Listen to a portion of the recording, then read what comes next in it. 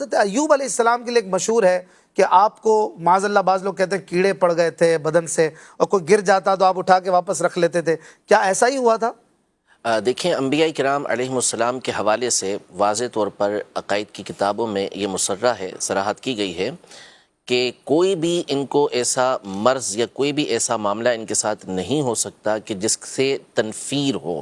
یعنی لوگ جس سے دور بھاگیں، ایسا ان کو کوئی مرض نہیں ہوتا، ایسا کوئی معاملہ ان کے ساتھ پیش نہیں آتا۔ ایوب علیہ السلام کو کے صبر کے حوالے سے اور آپ کے مرض کے حوالے سے قرآن و سنت کے اندر تذکرہ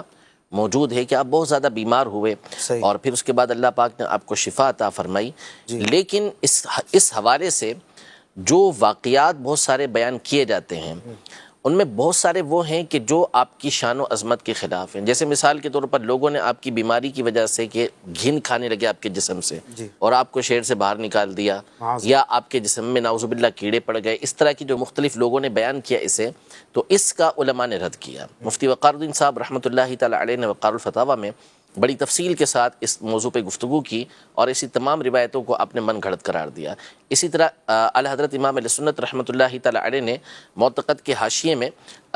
اس کے اوپر گفتگو کرتے ہوئے اس رد کی طرف اشارہ کیا کہ ایسا کوئی معاملہ ان کے ساتھ پیش نہیں آیا۔ تو ایوب علیہ السلام کے حوالے سے یہ واقعات جو ہیں ان میں اکثر وہ واقعات ہیں کہ جو من گھڑت ہیں، جن کی کوئی حقیقت نہیں ہے، کہ نبی علیہ السلام کے ساتھ ایسا کوئی معاملہ نہیں ہو سکتا جس کی وجہ سے لوگ ان سے متنفر ہو کر دور بھاگے۔ انبیاء کرام علیہ السلام کی بعثت ہی ہمیشہ اعلیٰ اور بہترین گھرانوں کے اندر ہوتی ہے۔ ہرقل نے جب حضرت ابو سفیان رضی اللہ تعالی عنہ سے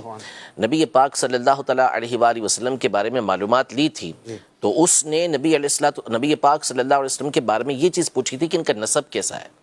یہ کیسے خاندان کے ہیں۔ تو حضرت ابو سفیان رضی اللہ تعالی عنہ جو اس وقت تک ایمان لے کر نہیں آئے تھے، انہوں نے کہا کہ وہ عالی نسب ہے۔ تو ہرقل جو اہل کتاب کا بادشاہ بھی تھا اور عالم بھی تھا ان کا، تو اس نے یہ کہا کہ وہ کذالک الرسل، کہ رسول جو ہوتے ہیں وہ اسی طرح عالی نسب کے اندر بڑے اعلیٰ خاندان کے اندر بھیجے جاتے ہیں۔ اور اس کی حکمت علماء نے یہ بیان کی کہ ان کو ایسے خاندان میں اللہ پاک اس لیے بھیجتا ہے تاکہ لوگ ان کی طرف متوجہ ہوں اور ان کی بات کو سنیں، لوگوں کے پاس کوئی عذر باقی نہ رہے۔ تو ایسا کیسے ہو سکتا ہے کہ کسی نبی علیہ السلام کے ساتھ ایسا معاملہ پیش آ جائے کہ لوگ ان سے متنفر ہوں۔